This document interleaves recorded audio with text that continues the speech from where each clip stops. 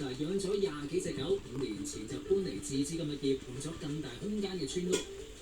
大埔單位未租出之前呢，明明係四四正正，室外有個空曠嘅平台，但租出之後，平台竟然變咗劏房。喂，邊個劏㗎？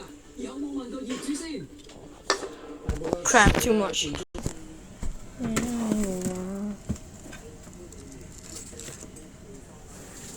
講得講咁樣。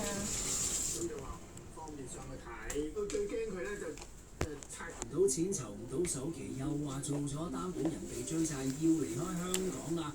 又話手機俾加密貨幣公司黑客 hack 咗，要開新電話卡，而家好唔安全，俾人跟蹤啊、偷聽啊，又要帶小朋友啊返英國啊，老婆留低處理，哇！啲情節講到好似 Tom Cruise 特務戲咁樣咧，其實有咩奇？